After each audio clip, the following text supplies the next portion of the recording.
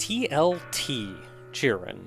Experimental humanoid model, a versatile test machine designed to broaden the scope of development. The cheap mass-produced R9K frame was used.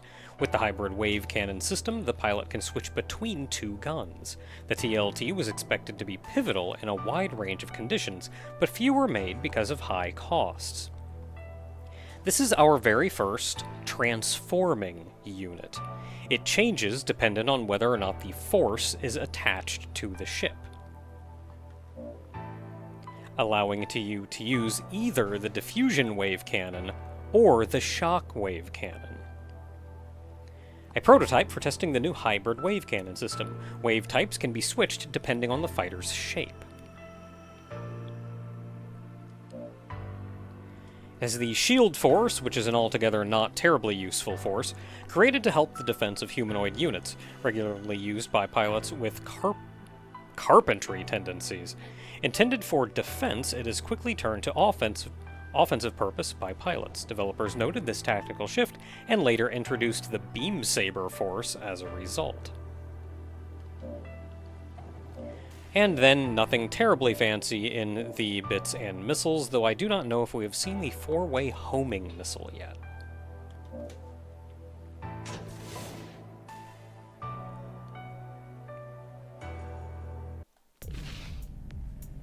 Stage Z3, the city that sleeps. So this is a remake of the very first stage from R-Type Final 1, Metropolis Quietus. And given that the two games are reasonably similar, the stages themselves end up being reasonably similar.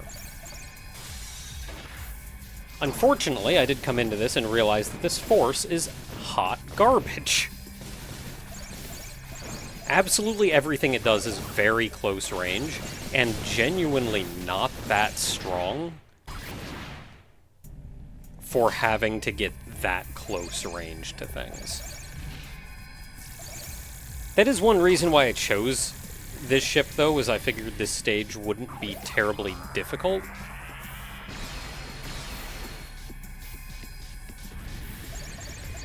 It wasn't for a good couple stages that I started to even consider the idea of just, like, shooting the force out and letting it do its thing, which may have been the better option here.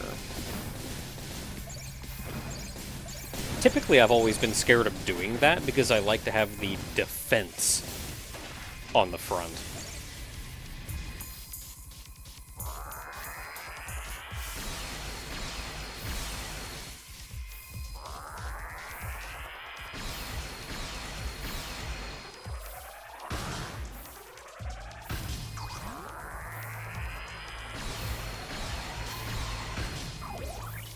Trying to take advantage of the charge shot, which isn't that bad,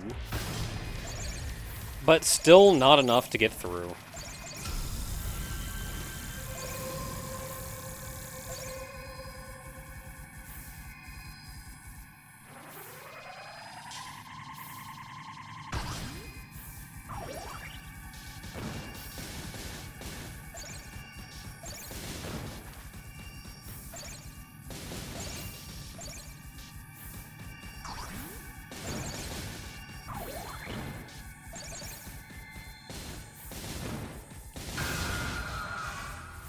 Coming up on the mini-boss of the stage, which I think is where R-Type Final 1 did have a few failings, which is that it becomes very difficult to judge distance in some situations.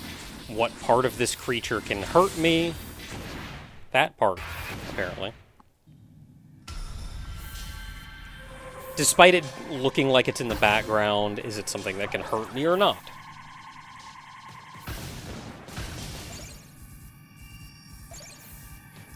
And that was kind of an issue with Final 1. Not so much Final 2. There is only one stage I can really think of that had issues with depth in Final 2. And that was the one Bido stage, where you were flying between all of the different human ships.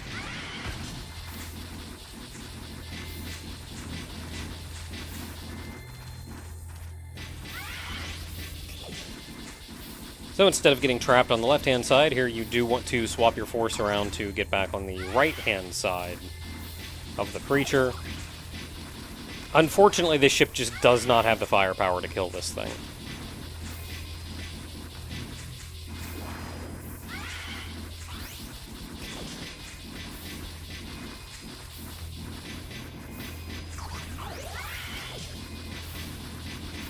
This was kind of dangerous. I may have been safer staying on the far left-hand side, but I would not have been able to hit it if I had done that. And then, of course, the camera panning around would have just caused more problems if you hadn't killed it by then, which I had not.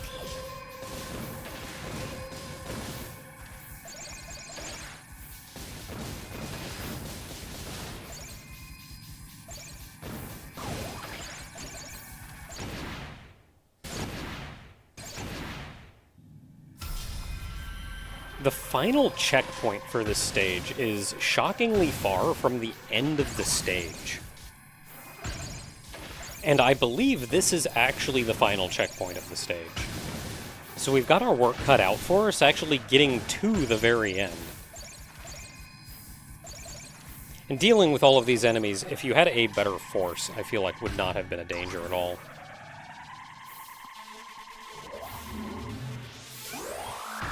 This boss is notably different from the one that you fought in Final 1. And it scares me. There are any number of times during this fight that I feel like I really should have died.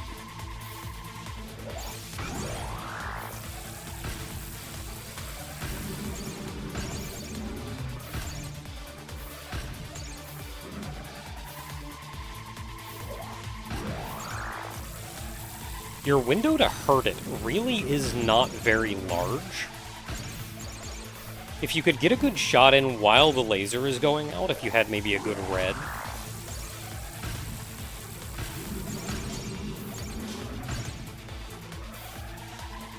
Something I have discovered over the course of the next couple stages is that in general, charge shots are just not worth it if you can get a constant beat on the enemy. And I'm glad I killed that boss first try, because I was panicking the entire time.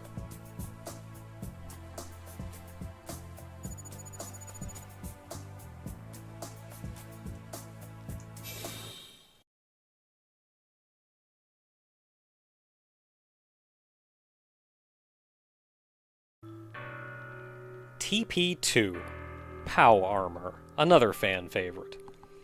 Mini Mobile Container, a miniature mobile cargo unit developed to move weapons and supplies. A sturdy top and nimble handling led to its widespread deployment. Usually they are unmanned. Bido Cannon. Bido are optically targeted and shots converge on the enemy. Not particularly good news for anything that looks like a Bido. Needle Force. Due to force instability, several thorn-shaped control rods are attached. Thorn positions are slightly different on each craft, making maintenance very difficult. Nothing terribly interesting then on the bits and missiles, though this does have the enhanced homing missile.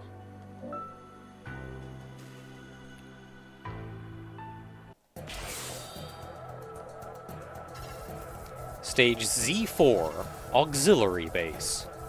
This is a remake of a stage in R-Type 2, Additional Base.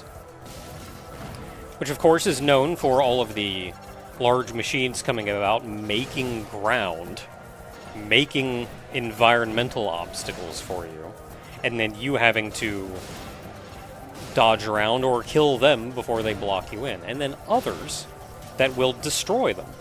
The red ones make, and the blue ones destroy. Any block that the blue ones go over goes away. You do have the benefit, in playing on at least this difficulty, of getting the lines that tell you where these things are going to go. Oftentimes the line appears far enough in advance, though, that I'm panicking worrying about the line when everything that could have interacted with that line is long since dead.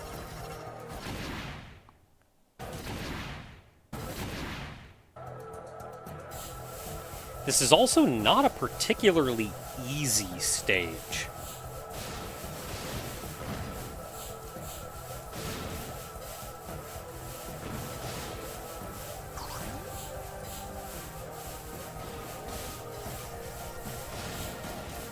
And I think a substantial part of the reason for that is because very frequently you are being cramped into positions that you wouldn't want to be cramped into. And only sometimes is there something you can do about it. So when the red ones create ground, they can make the gray blocks, which are solid. They will not go anywhere, but they can be destroyed by the blue ones. They can also make the broken red blocks, which you can destroy simply by shooting them.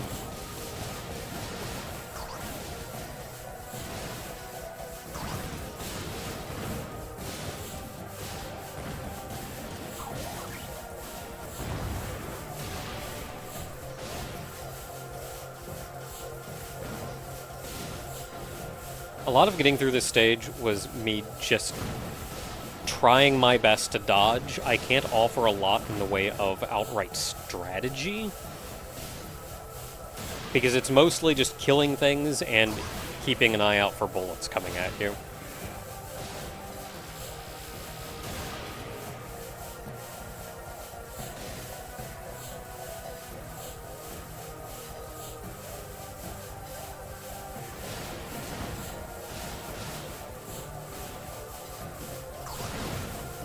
We are, however, coming up on the hardest checkpoint in the stage. I highly suggest you grab that blue, because you're going to want to be able to destroy the enemies coming down from the top. There's also that blue robot who came down and ate the bottom block out of that vertical column, giving you an out so you didn't have to do what I did and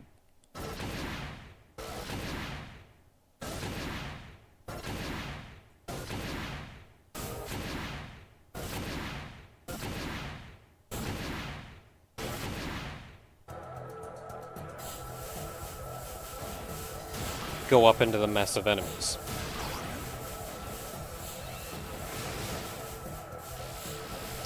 You'll probably grab red by accident later on, but I do suggest blue for this early part, and blue is perfectly fine if you can just keep it.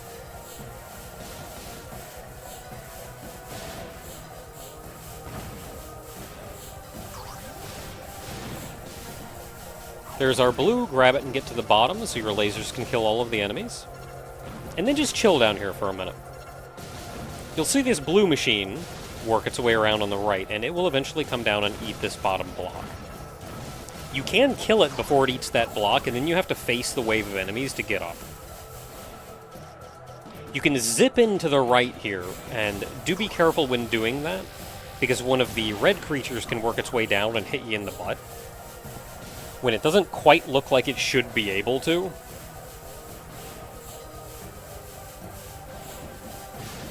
And then from here, you're waiting for the blue machines, to destroy the blocks on the very top. Still hang back, though, because a lot of enemies keep dropping down here.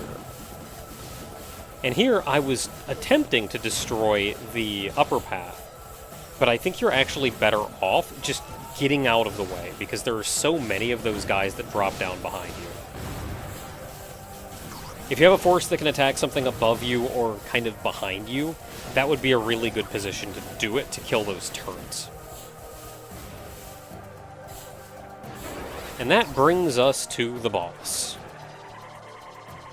If you don't know how to fight this boss, this is an unbelievably difficult boss.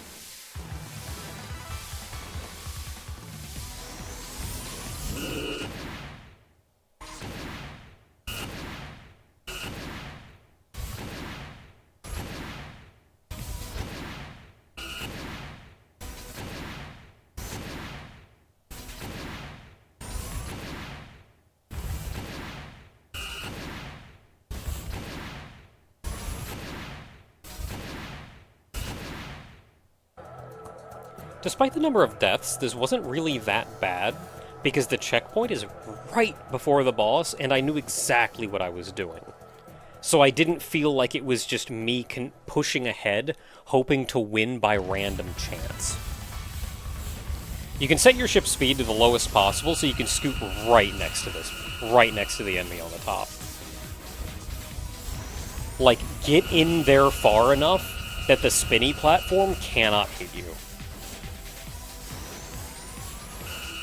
Once they're dead, work down to the next one, and then down to the very bottom.